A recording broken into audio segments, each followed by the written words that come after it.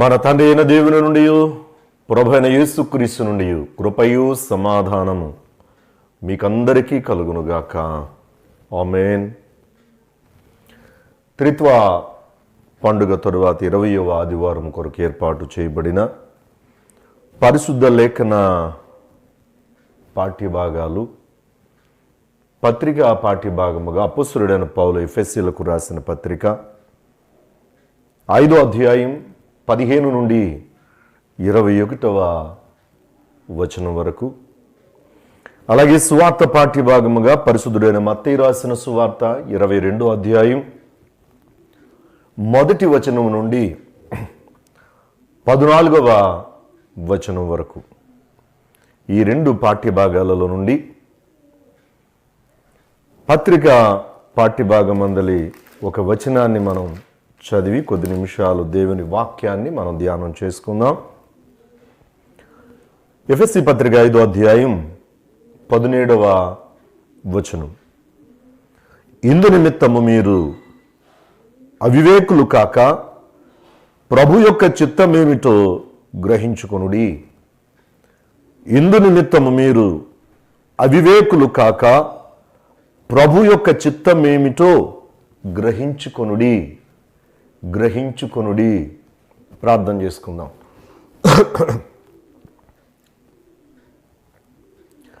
కృపామయ పరిశుద్ధురాని ఘనమైన నామానికి లెక్కలేని కృతజ్ఞత స్తుతులు స్తోత్రాలు వందనాలు ప్రభువా. నీ పరిశుద్ధ పాదాల చెంత ఈ పరిశుద్ధ పునరుద్ధాన దినములో త్రిత్వ పండుగ తదువారి 20వ ఆదివారమున నిన్ను మహిమపరచుకోవడానికి ఇచ్చిన భాగ్యాన్ని బట్టి నీ కృతజ్ఞతాస్తుతులు నాయనా. ఈ దినము నీ వాక్య భాగముల ద్వారా నాతో మాతో మీరు మాట్లాడిన మాటలు మేము కొద్ది నిమిషాలు ధ్యానించడానికి సిద్ధపడుతూ ఉండగా నాపై, మాపై, మా అందరిపై నీ పరిశుద్ధాత్మను అగ్ని నాలుకల వెల దిగనిచ్చి మా ఆత్మలను సంధించి మా ఆత్మీయ పురుషుని బలపరచండి.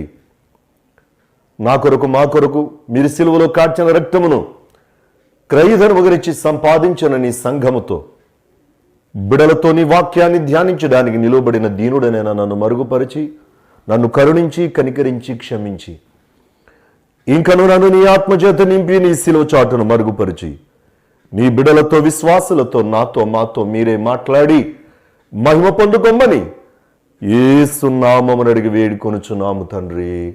ఆమేన్. దేవుని నామానికి స్తుతి కలుగునుగాక. దేవుని మహాకృపను బట్టి ఈ పరిశుద్ధ పునరుద్ధాన దినములో మీ ముందు నిలువబడి దేవుని వాక్యాన్ని మీతో కొద్ది నిమిషాలు ధ్యానించడానికి దేవుడు ప్రభు నాకు కృప చూపారు. అందుకు నేను కృతజ్ఞతాస్తుతులు స్తోత్రాలు అర్పించుకుంటూ ఉన్నాను. అలానే ఈ ధ్యానములో పాల్గొందిన మిమ్మల్ని అందరినీ, మీ కుటుంబాలను, మీ బిడలను ప్రభు మీకు ఇచ్చిన ఈవులన్నిటినీ త్రియేక దేవుని పేరిట ఆశీర్వదిస్తూ ఉన్నాను. ఈరోజు పరిశుద్ధ లేఖన పాఠ్యభాగాలు చాలా చక్కగా, క్లుప్తంగా మనకు అనేకమైన సత్యాలు బయలుపరుస్తూ, విశదీకరిస్తూ, బోధిస్తూ, బుద్ధి చెప్పుతూ, ఖండిస్తూ ఉన్నాయి. మరి దీని మీద ఒక నూతనమైన అంశాన్ని మనం ఏర్పరచుకుని ప్రభు మనకు బయలుపరిచిన దాన్ని మనం కొద్ది నిమిషాలు వాక్యం ద్వారా మనం ధ్యానం చేసుకుందాం. మనిషి అనుభవాల్లో, అవయవాల్లో కీలకమైంది హృదయం. ఆ కీలకమైన హృదయాన్ని గురించి ప్రభు ప్రత్యేకమైనటువంటి సందేశాన్ని కూడా మనకు అనుగ్రహించారు. ప్రభువారు సెలవిచ్చేటువంటి మాట, ప్రభువారు చేసినటువంటి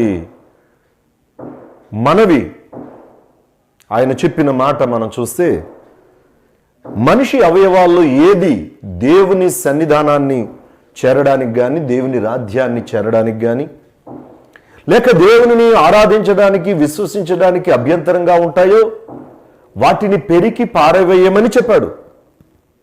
కానీ నీ హృదయం నాకు కావాలని ఆయన అడుగుతూ మన హృదయం అనే తలుపు వద్ద నిలబడి తడుతూ ఉన్నాడు. ఆ తలుపులు తెరవాలని ఆయన ఎంతో ఆశపడుతూ ఉన్నారు.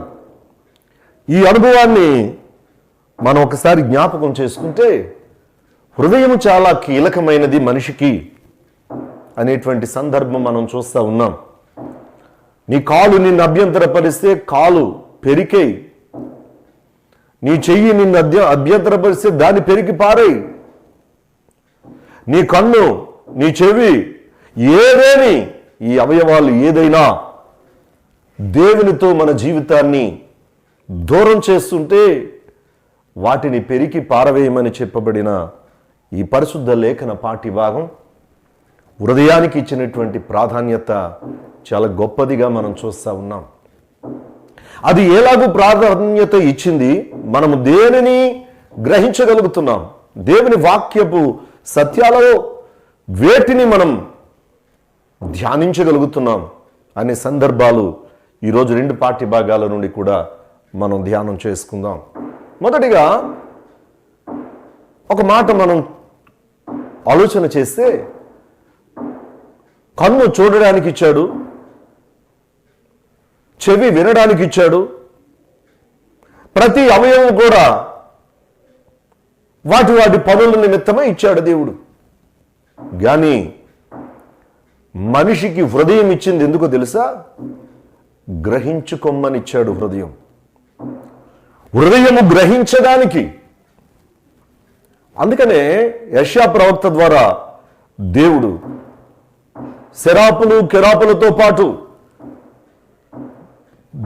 దేవుడు పరిశుద్ధుడు పరిశుద్ధుడు పరిశుద్ధుడని గాన ప్రతిగానాలు చేసేటువంటి ఒక చక్కని దర్శనాన్ని ఇచ్చిన తరువాత యెషయా భక్తునితో మాట్లాడుతున్న సందర్భంలో ఆయన అంటాడు, ఏమంటాడో తెలుసా? నా జనులు చూచుట మట్టుకు చూస్తున్నారు, వినుట మట్టుకు వింటున్నారు, వారు కళ్ళతో చూస్తున్నారు, చెవులతో వింటున్నారు, కానీ వారు హృదయము గ్రహించలేకపోతుంది. వారు హృదయముతో నా మాటలు, నా ప్రవచనాలు, నా ప్రవక్తల సందేశాలు వారు గ్రహించలేకపోతున్నారు.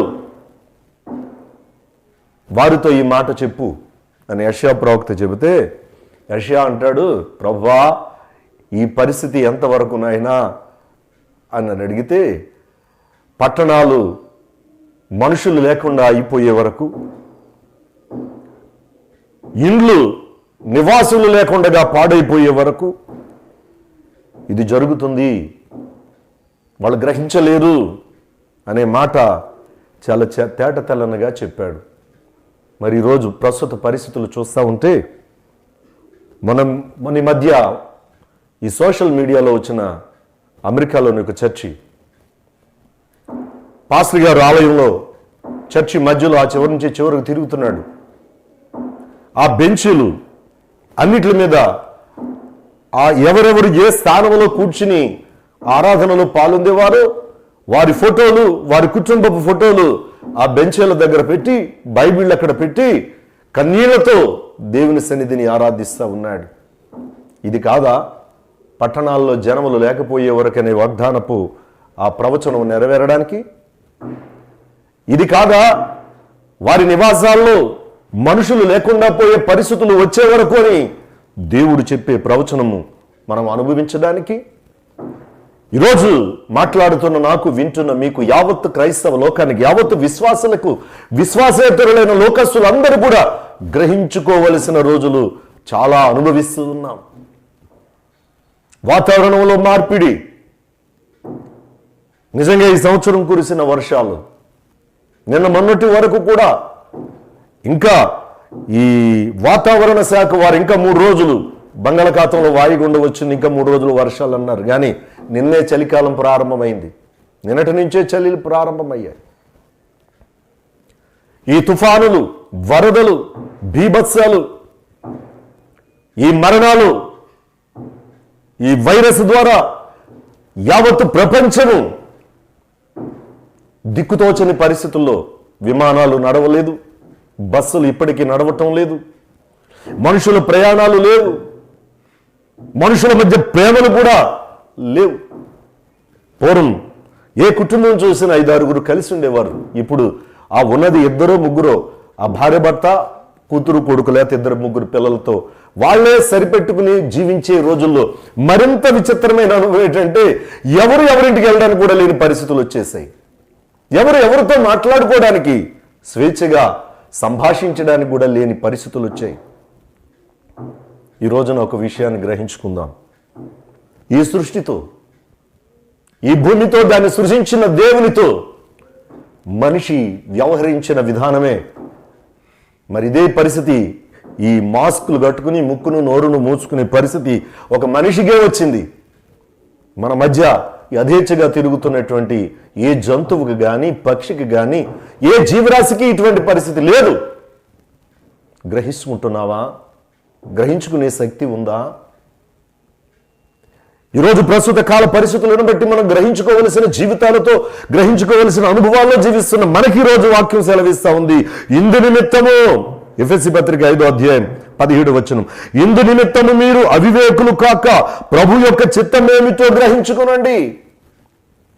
దినములు చెడ్డవి గనక, పై వచనాల్లో చెబుతున్నాడు, దినములు చెడ్డవి గనక మీరు సమయమును పోనీయక సద్వినియోగపరుచుకొనుచు అజ్ఞానుల వలె కాక జ్ఞానుల వలె నడుచుకున్నట్లు జాగ్రత్తగా చూచుకొనుడి.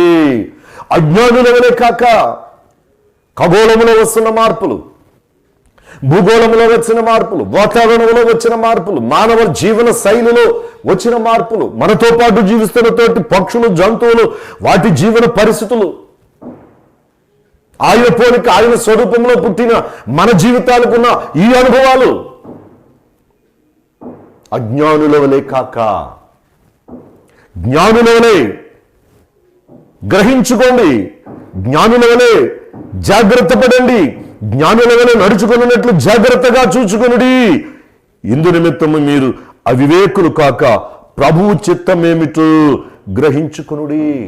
ప్రభు చిత్తమేమిటో గ్రహించుకొనండి. 100 సంవత్సరాలు అంటే నా వయస్కులైన ప్రియ సహోదరులందరూ, వారి తండ్రి గారు అంటే వారి తల్లిదండ్రులు, మనం ఈ 2 తరాల్లో గడిచింది 100 సంవత్సరాలు అనుకుందాం. ఈ 100 సంవత్సరాల్లో వచ్చిన మార్పు, ఈ 100 సంవత్సరాల్లో దేవుడు లోకములో ప్రజలకు ఇచ్చిన జ్ఞానం ఇంతంత కాదు.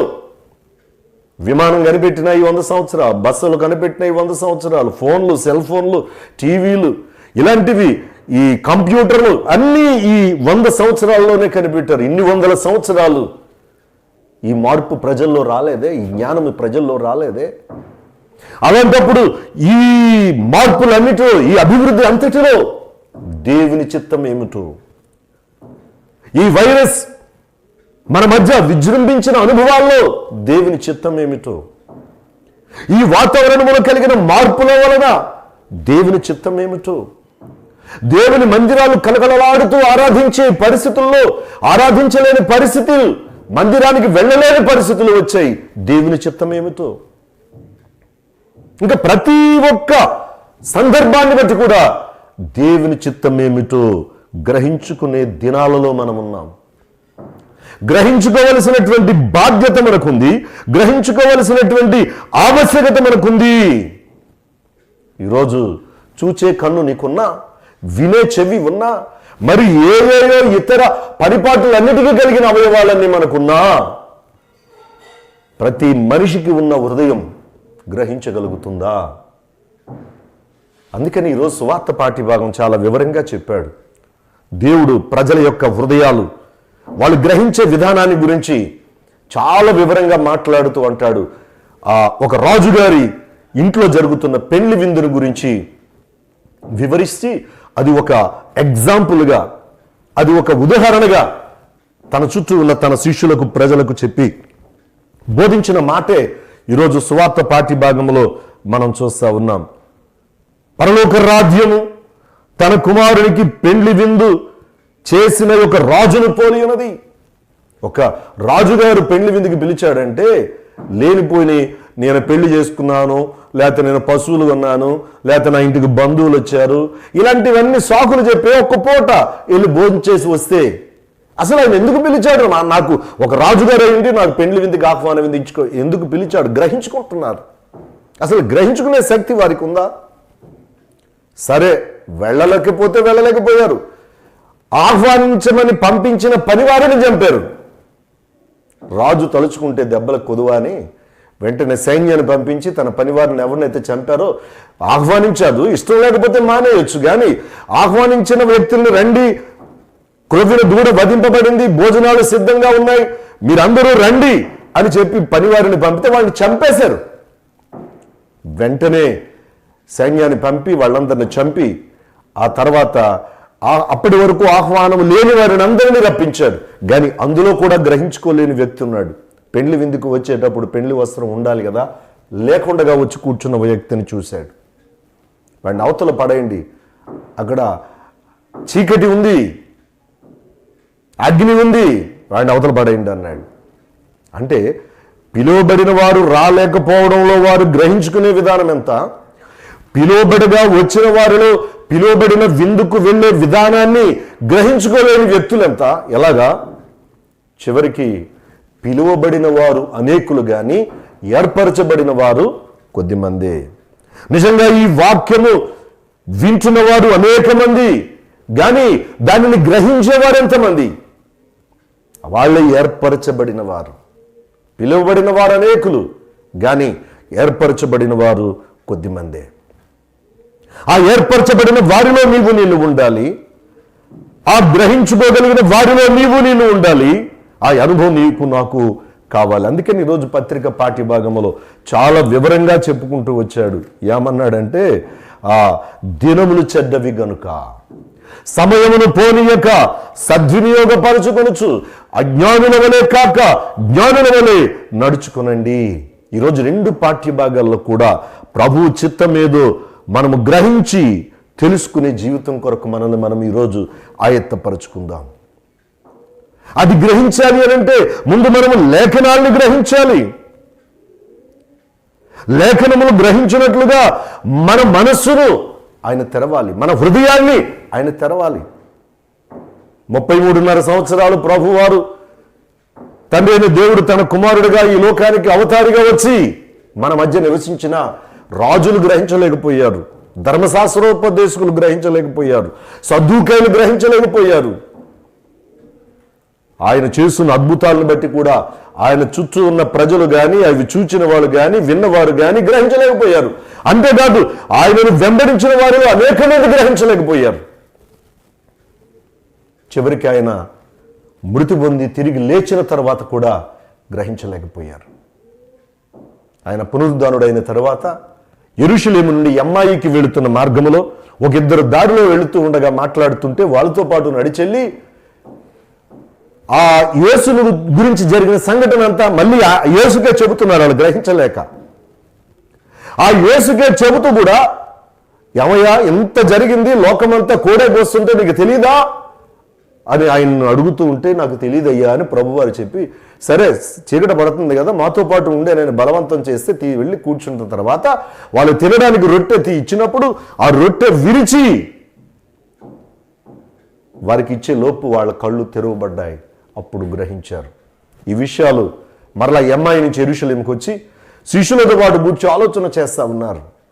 ఆ శిష్యులతో పాటు కూర్చో ఆలోచన చేస్తూ ఇది ఇలా జరిగింది, ఇలా మాట్లాడేమో అని వాళ్ళు చెబుతూ ఉంటే ఆ గ్రహించడానికి వారికి శక్తి లేని టైంలో అక్కడ దేవుడు మరలా ప్రత్యక్షమై వాళ్ళతో చెప్పాడు. వాళ్ళు భూతం ఏమో అనుకుంటుంటే భూతానికి ఎముకలు ఉండవు, మాంసం ఉండదు, రక్తం ఉండదు.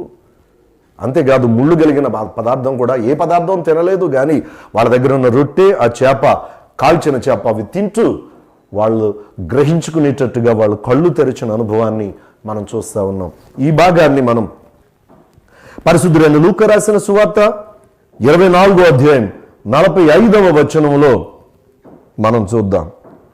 అప్పుడు వారు లేఖనములు గ్రహించినట్లుగా ఆయన వారి మనస్సును తెరచెను. వాళ్ళు ప్రభువుతో ఉంటూ, వాళ్ళు ప్రభువుని చూస్తూ, వాళ్ళు ప్రభువు చేసిన కార్యాలు అనుభవిస్తూ కూడా వారు గ్రహించలేని పరిస్థితి ఆనాటి తన శిష్యుల మధ్య మనం చూడగలుగుతున్నాం. ఈరోజు కూడా నా జీవితాల్లో ప్రభు చేస్తున్న కార్యాలు, అద్భుతాలు, ఆశ్చర్యాలు అనుభవిస్తూ కూడా, ఎన్నో మేళ్లు మనము అనుభవించి కూడా, ఎన్నో ఆశీర్వాదాలు మనం దేవుని దగ్గర నుంచి పొందుకుంటూ కూడా ఇంకా మనము గ్రహించలేని స్థితిలో ఉన్నామేమో. మన మనస్సును తెరవమని ఈరోజు ప్రభువు దగ్గర విజ్ఞాపన చేద్దాం. గ్రహించుకునే శక్తిని మనకిమ్మని దేవుని దగ్గర ప్రార్థన చేద్దాం. ప్రభు ఆ మనసు తెరవకపోతే గ్రహించే శక్తి మనకు ఉండదు. ఏ వ్యక్తికి, ఏ మనిషికి ఉండదు. ఆ ప్రభు ఆ మన మనస్సును తెరిచి గ్రహించుకునే శక్తి ఇమ్మని దేవుని పాదాల దగ్గర అడుగుదాం. దేవుని పాదాల దగ్గర మొరపెడదాం. ఆ రోజు స్వయంగా వారితో ఉన్నప్పుడే వారికి గ్రహించుకునే శక్తి లేదు. ఆ ప్రభువారు మనస్సు తెరిచే వరకు, ఆ ప్రభువారు ఆ గ్రహించుకునే శక్తి వాళ్ళకి ఇచ్చే వరకు, ఈరోజు కూడా మన తల్లి గర్భములో మనము చిన్న అణువుగా ప్రారంభమైన దినం మొదలు ఈరోజు వరకు ఎన్నో మేళ్లు నేను అనుభవించాను, వింటున్న మీరు అనుభవించారు. మనందరం అనుభవిస్తూ కూడా కొన్ని సందర్భాల్లో అవిశ్వాసానికి, కొన్ని సందర్భాల్లో ఇలాంటి ఆ మనస్సులో ఆ గ్రహించుకునే శక్తి లేక పొరబడుతున్నాం. అటువంటి పరిస్థితుల్లో మనం పడకుండగా మన మనస్సు తెరవడానికి ఈరోజు మన హృదయాలు దేవునికి ఇద్దాం. ఆ మనస్సు దేవుడు ఎప్పుడైతే మనం లేఖనములు గ్రహించినట్లుగా ఆయన వారి మనసు తెరిచాడో, అలాగే మన మనస్సును కూడా తెరిస్తే ఆ లేఖనాలు మనం గ్రహిస్తాం.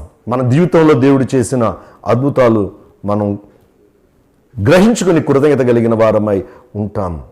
గనుక విశ్వాసము చేతనే ఇది జరుగుతుంది. ఆ ప్రభు నా మనస్సును తెరవాలి అనే విశ్వాసము మనకు ఉంటేనే ఇది జరుగుతుంది. దాని గురించి కూడా అపొస్తలుడైన పౌలు హెబ్రీ సంఘానికి రాసు మాట్లాడిన మాట, హెబ్రీ పత్రిక 11వ అధ్యాయం 3వ వచనములో, ప్రపంచములు అనగా యుగములు దేవుని వాక్యము వలన నిర్మాణమై ఉన్నవనియు, అందును బట్టి దృశ్యమైనది కనబడేడు పదార్థములచే నిర్మింపబడలేదనియు విశ్వాసము చేత గ్రహించుకొనుచున్నాము. మనం విశ్వాసము చేతే గ్రహించగలం. ఏ సంగతి అయినా, ఏ విషయమైనా విశ్వాసం వలనే మనం గ్రహించుకోగలుగుతాం. ఆ విశ్వాసము వినుట వల్ల వస్తుంది. ఆ వినడం అనేది దేవుని మాటను అంగీకరించడం ద్వారా అది మనకి అనుగ్రహింపబడతా ఉంటుంది. గనక గ్రహించుటకు కష్టమైనది అపార్థం చేసుకోవడం మన స్వభావ సిద్ధమైన లక్షణం. మనం గ్రహించుకోవడానికి కష్టమైనది ఏదన్నా ఉంటే అపార్థం చేసుకుంటాం. నా శరీరము తిని నా రక్తాన్ని త్రాగండి అంటే ఈయన ఏదో రోజున ఆయన మనం తినేమంటాడేమో, ఆయన రక్తాన్ని తాగేమంటాడేమో అనుకున్నారు. గ్రహించుకోలేదు, అది అపార్థం చేసుకున్నారు. ఆయన విడిచి వెళ్ళిపోయారు. మనం కూడా సమాజంలో, మనం కూడా సంఘంలో, మనం కూడా మన నిజ జీవితంలో కొన్ని విషయాలు మనకి గ్రహించుకోవడానికి అర్థం కానప్పుడు వాటిని మనం దేవుని పాదాల దగ్గర పెడితే మన మనస్సు తెరిచి వాటిని గ్రహించుకునే శక్తి మనకిస్తాడు తప్ప మనం అపార్థం చేసుకోవడానికి వీలు లేదు. దీని గురించి పేతురు తన పత్రికల్లో 2వ పత్రిక 3వ అధ్యాయం 14 నుంచి 18 వచనాలు దయచేసి మీరు తీరికైన సమయంలో చదవండి. అందులో మనము ఏ రీతిగా గ్రహించుకున్నటకు కష్టమైన విషయాలలో మనము అపార్థము చేసుకుంటున్నాం అనేది చాలా చక్కగా వివరించాడు. ఈ రోజున మన మనస్సుకు కలిగిన వ్యర్థమైనటువంటి తలంపులను బట్టి మనం అనుసరించకుండా మనల్ని మనం జాగ్రత్త పడదాం. ఈ రోజున చూచుట మట్టుకు చూతురు కానీ మీ కళ్ళతో, వినుట మట్టుకు విందురు కానీ మీ చెవులతో, మీ హృదయములో గ్రహించలేరు అని ప్రవక్త అయిన యెషయా ద్వారా తన ప్రజలను హెచ్చరించిన మాట మొదట మీతో మాట్లాడాను. ఆ ఒక్క మాట చెప్పి నేను ముగిస్తాను. ఒకసారి చూద్దాం. యెషయా గ్రంథం 6వ అధ్యాయం 9-10 వచనాలు నేను ఒక పర్యాయం చదువుతున్నాను. ఆయన, నీవు పోయి ఈ జనులతో ఇట్లను, మీరు నిత్యము విరుచుందురు గాని గ్రహింపకుందురు, నిత్యము చూచుచుందురు గాని తెలుసుకొనకుందురు. వారు కన్నులతో చూచి చెవులతో విని హృదయంతో గ్రహించి మనసు మార్చుకొని స్వస్థత పొందకపోవునట్లు ఈ జనుల హృదయము క్రొవ్వు చేసి వారి చెవులు మందపరిచి వారు కన్నులు మూయించమని చెప్పాను. ఈ రోజున సృష్టిలో జరుగుతున్న ఈ మార్పులు చూస్తున్నావు, వింటున్నావు. దేవుని వాక్యాన్ని చూస్తున్నావు, వింటున్నావు. అలాగే మన చుట్టూ వాతావరణంలో, ఖగోళంలో, భూగోళంలో వచ్చిన మార్పులు చూస్తున్నావు, వింటున్నావు. కానీ ఒకటి గ్రహించలేకపోతున్నావు. ఈ రోజున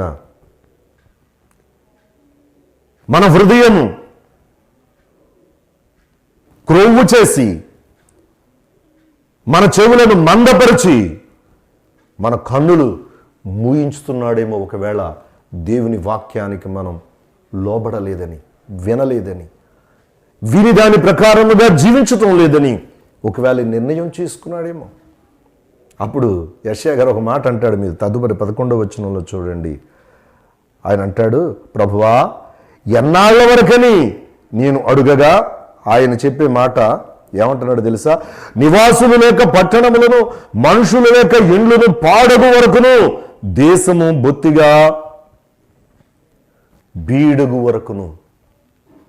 ఈ రోజున ఈ ప్రవచనంలో ఉండేటువంటి ఆ సత్యాలు, వాతావరణం అంతటి మధ్య ఈరోజు మనం ఉన్నాం, మాట్లాడుతున్న నేను, వింటున్న మీరు. విశ్వాసులవని విశ్వాసేతరులవని అందరూ ఇలాంటి పరిస్థితుల్లోనే ఉన్నారు. ఈ పరిస్థితుల్లోనే, ఇటువంటి అనుభవాల్లోనే మనం ఇప్పుడున్నాం. మరి మనం గ్రహించుకునే స్థితిలో ఉన్నామా? ఈ రోజున దినములు చెడ్డవి గనక సమయమును పోనీయక సద్వినియోగపరుచుకొనుచు అజ్ఞానుల వలె కాక జ్ఞానుల వలె నడుచుకున్నట్లుగా జాగ్రత్తగా చూచుకొనుడి. ఇందు నిమిత్తము మీరు అవివేకులు కాక ప్రభు యొక్క చిత్తమేదో గ్రహించుకొనుడి. ప్రభు యొక్క చిత్తమేదో ఏంటి? వాతావరణంలో మార్పు. ప్రభు యొక్క చిత్తం ఏంటి? ఏంటి మనుషుల మధ్య ఈ ప్రేమల విధానం? ఏంటి సంఘాలలో ఈ అనుభవాలు? ప్రభు చిత్తమేదో గ్రహించుకుందాం. ప్రభు చిత్తమేదో గ్రహించుకుని మన జీవితాన్ని మనం వెలిగించుకుందాం. ప్రభు చిత్తమేదో గ్రహించుకుని మనల్ని మనం విశ్వాసములో బలపరుచుకుందాం. మన సంఘాలని, మన కుటుంబాలని, మనము నివసిస్తున్న యావత్తు భూమిని మన విశ్వాసములో మనం బలపరచబడుతూ, మనం గ్రహించుకుంటూ, ఆయన చిత్త ప్రకారంగా జీవిస్తూ ఆయన రాజ్యానికి వారసులు అవుదాం. అలాంటి అనుభవం అనగా మన మనస్సును తెరిచి గ్రహించుకునే అనుభవం పరిశుద్ధాత్మ దేవుడు మాట్లాడుతున్న నాకు, వింటున్న నీకు, మనందరికీ అనుగ్రహించడానికి తోడైండునుగాక. ఆమేన్. సమస్త జ్ఞానములకు మించిన దేవుని సమాధానము యేసుక్రీస్తు వలన మీ హృదయములకును మీ తలంపులకును సదా కావలి ఎండునుగాక. ఆమేన్. ప్రార్థన. ప్రభు నేర్పిన ప్రార్థన ఆశీర్వాదంతో ఈ వాక్య ధ్యానాన్ని ముగించుకుందాం. సర్వశక్తి మికిలి కరుణా కనికరము కలిగిన మా ప్రియ పరలోకపు తండ్రి, నీ ఘనమైన నామానికి లెక్కలేని కృతజ్ఞతాస్తుతులు, స్తోత్రాలు, వందనాలు ప్రభువా.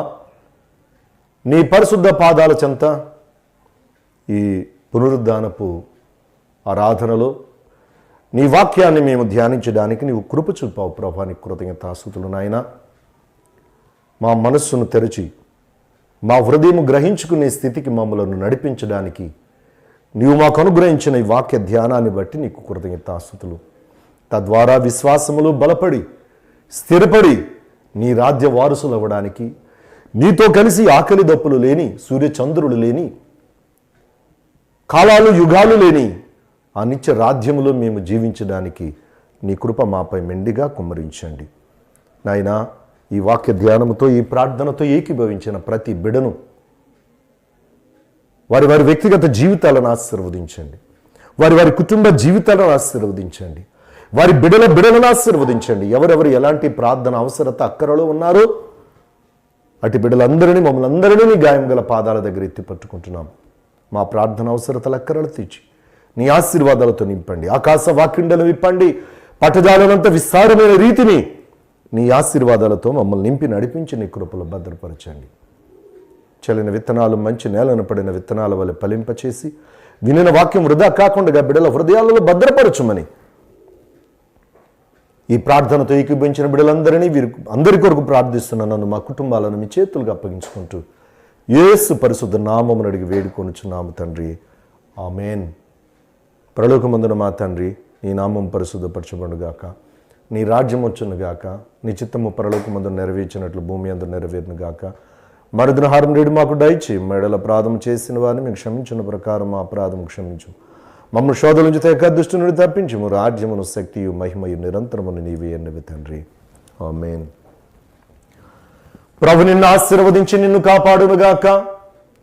ప్రభునికి తన సన్నిధి కాంతి ప్రకాశింపచేసి నిన్ను కరుణించునుగాక. ప్రభు నీ మీద తన సన్నిధి కాంతిని ఉదయింపచేసి నీకు సమాధానము కలుగ చేయునుగాక.